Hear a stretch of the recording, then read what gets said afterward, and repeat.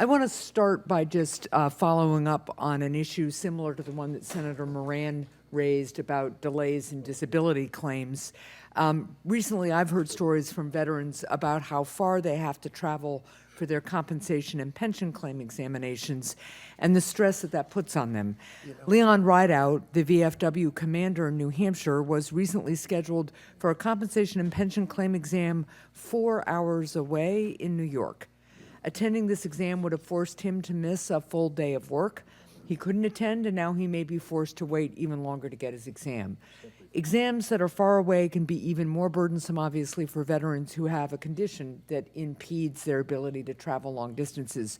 So how do you plan to address this challenge and schedule veterans at the facility that is closest and most convenient for them to travel to? Senator, thanks very much for raising that important issue.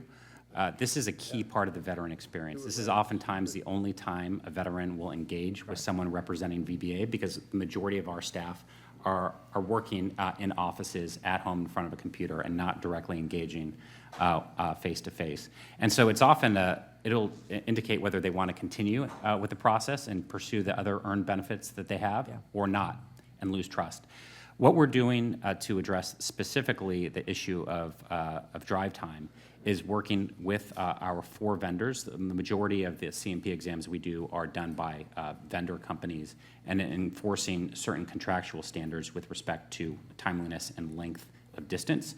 Where they're falling short, they then have to pay penalties.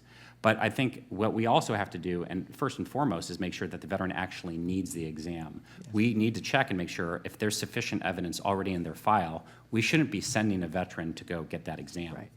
And so if you have an example of the particular veteran you mentioned, I'd love to look into it, follow up, understand what happened, figure out how to resolve it, and also identify the broader system issues. All right. Well, I appreciate that, and we will follow up with you. I want to touch now on an education benefits issue. Members of the National Guard and Reserve make up more than 40% of the United States Armed Forces. As you know, members of the Reserve component can qualify for VA education benefits, but they can also be called up to active duty at any moment. Their service is obviously really important to our nation and to our security, but it may also disrupt their education and lead to service members not receiving school credit and wasting tuition dollars because their education has been interrupted. So if confirmed, what will you do to support members of the Reserve component and ensure that they can take full advantage of their education benefits? Senator, this is actually an issue I'm quite interested in, and I'm glad that you raised it. I think the VA has historically, and VBA specifically, has focused on the digital GI Bill. So we focused on the modernization of our IT infrastructure, and we've appropriately focused on preserving the integrity of the GI Bill. Right. But we haven't done enough to focus on ensuring we're supporting the majority of veterans who are using their benefits and giving them the leg up to advance their careers. So what I would love to do is work with your office. I'm actually pulling together a roundtable filled with student veterans, schools, and employers to explore how we can identify additional ways to support veterans there. I know that there are certain authorities that can help veterans that are called back up to active duty to preserve some of their education benefits, but we need to do a whole lot more, and if confirmed, I'd love to work with you. No, I'd look forward to that too. I want to talk a little bit about the transition process, and I expect that you have heard a great deal from committee members and will continue about that. Every year, approximately 200,000 service members make the complex and difficult transition from military service to civilian life. Last year, I worked to get the Solid Start Act passed into law, and I continue to believe that that program is essential to ensuring that veterans are aware of their benefits immediately after separation. But we still need to do more for these veterans in these early years. How do you plan to prioritize the needs of transitioning service members to ensure that they're receiving information and access to VA benefits that they've earned, they deserve, and can make a real difference, obviously, in their next chapter?